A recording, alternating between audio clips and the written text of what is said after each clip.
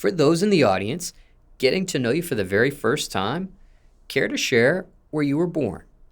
I was born in Pensacola, Florida, on a Navy base. My mom was in the Navy. And care to share where you were raised? Memphis, Tennessee, baby. And does it get any more specific than that for you?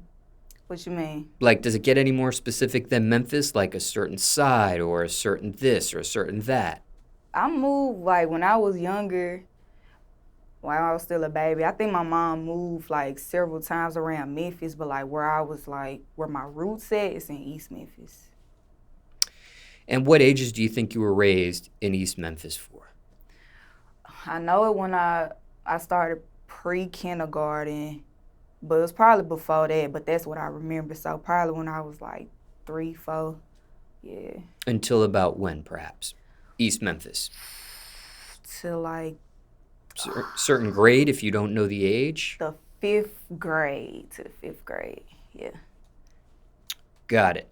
And what was the reason for the move from where you were born in Pensacola to Memphis? So my mom, they wanted her to go overseas in the Navy and do something, and she would have to give up parental rights to me and my older sister. So my dad already he wasn't around, so she was like, shit, I'm not finna sign my kids off to her mama, which is my grandma. So, single mom with 2 kids, after Navy, I ain't got no degree, we just moved in with my grandma, was just thugging it for a long time. And you remain in Memphis till the age of 18? Yeah. And what happened at 18? I went to college. I went to Austin P in Clarksville, Tennessee. And how far did you end up getting with your education? I didn't graduate from college, I'll tell you that. I did. My first year, I wanted to do criminology, but they wanted me to do airport security. I'm like, I'm not fucking doing it. So I had to change it because I had like a little scholarship. So I changed it to liberal arts. But like school just ain't really my thing. Like I wasn't paying attention. That's when I started falling in love with music. So I skipped class just to go record and do some shit with my homies and stuff. So then I transferred to MTSU to do fashion and merchandising.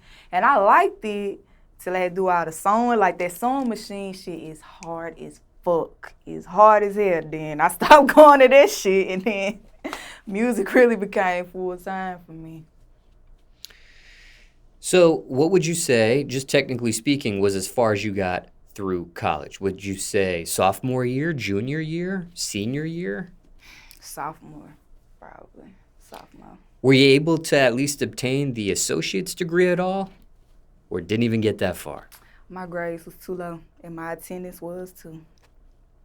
Now, prior to you attending college at the age of 18 and leaving Memphis for that time in your life, what was that really like growing up in Memphis? It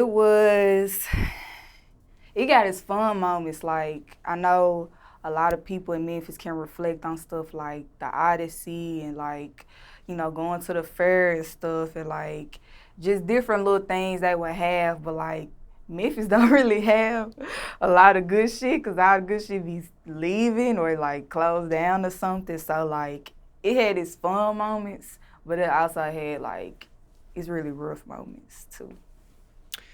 Now let's break down both of these elements that you've experienced. Let's start with the good, okay? Mm-hmm. What was that top point for you during your upbringing? What was your highest point or most positive moment for you? I don't know. I would say just really starting to make friends because, like, in elementary school, I don't know, like, I ain't never really had, like, friends that, like, stuck like that. So when I got to high school, like, I found some folks that I was, like, real tight with. And so we would just, like, just do all types of shit together. You know what I'm saying? So, like, just doing a whole bunch of fun stuff with my friends and, like, doing some fun stuff with my cousin, too. Like, really just, like, bonding with people that I'm still cool with to this day. Now, previously in another portion of questions, you mentioned the middle school you attended and the high school you attended, but what about elementary school? Do you remember that? Yes, so the church that all my family go to is the same school, so it's called St. Augustine Catholic Church. So yeah, like one part was the school, and then the other part was the church. Now, on the opposite end of the spectrum, what was the bottom point for you during your upbringing? What was your lowest point, most negative moment growing up, your roughest time?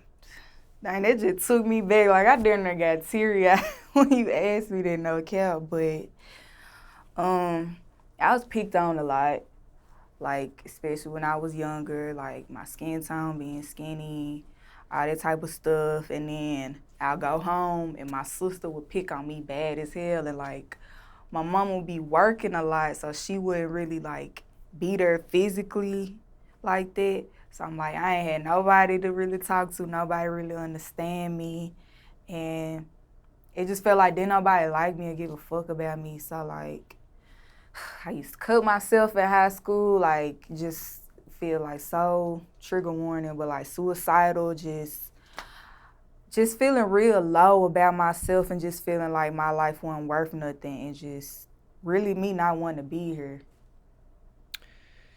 Now, how were you able to overcome that? Because there are some people when they start cutting themselves and mentally get into a certain portion, they don't make it. Yeah. It took a lot. Cause I feel like a lot of people who go through that, they don't necessarily want to die. They just want the pain to stop. And so that's what I came to the realization for myself. So I started taking steps to try to help me at least. Like I would go to therapy and like, I always say like going to therapy is like trying to find a friend. Like you won't get it right the first time, the second time, third time, but the fourth one might be cool, you know what I'm saying? So like, it take a little minute, but you know, doing that and just talking myself up in the mirror, just like you beautiful, you smart, just pouring life into myself, like really being conscious of the decisions I'm making and like making them steps to be better. Now, I don't want to speak for you, and I may have when I said you overcame this, but do you consider yourself overcoming this, or is this something you still battle with today? Nah, I don't battle with it at all. I can happily say I'm actually happy for once in my life, and I can say like I haven't cut myself in years. I haven't thought about killing myself in a really long time. So yeah, I feel like I definitely conquered my demons. Now, did you feel like this before your rise in music, your success in music, or is it where your career is at this point that's gotten you to that place that you just described, that really good place in your life? I would say probably like a few years ago, once I started being real consistent with my music and just like getting so much love from the underground scene in Memphis, like that's when I really started to like, okay, this is who I am, this is what I'm meant to do. It just like start stepping into that power, you know? Now, circumstances could be different for everyone. So generally speaking here, but if there's someone in the audience right now that is cutting themselves, is there anything you would say to that person?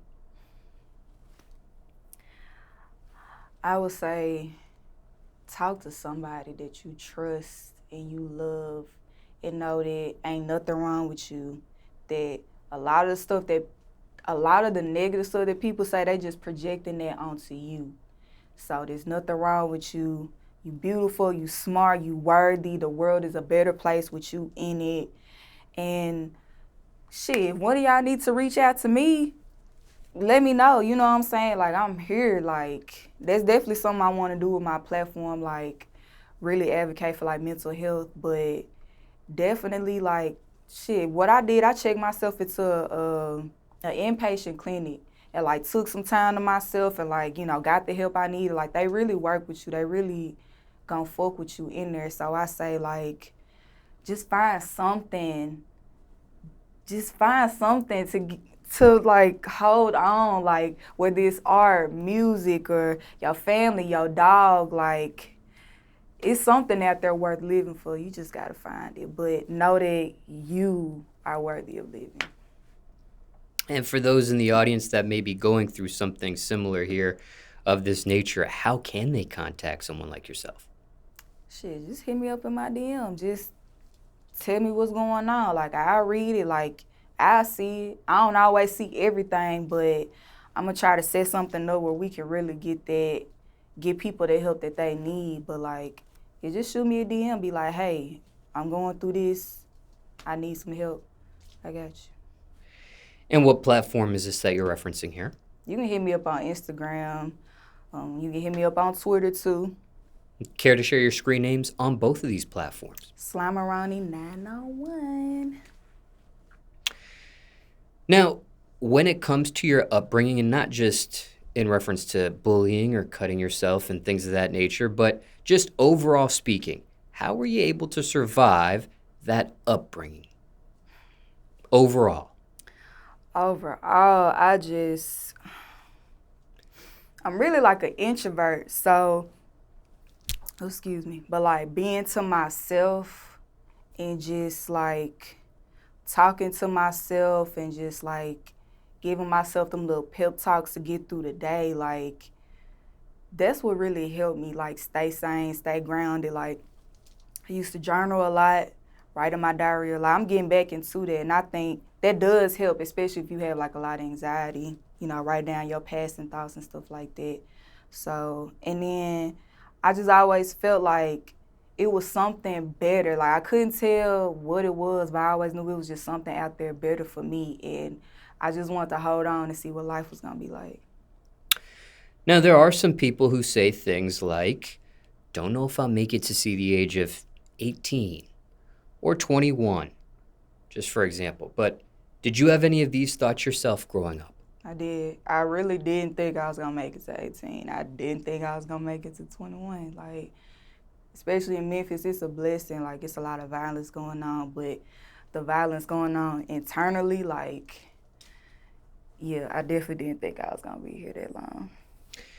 Now, you mentioned it in another portion of questions, but just to reiterate for this portion of questions, care to share what age you currently are at this point? 26 years young.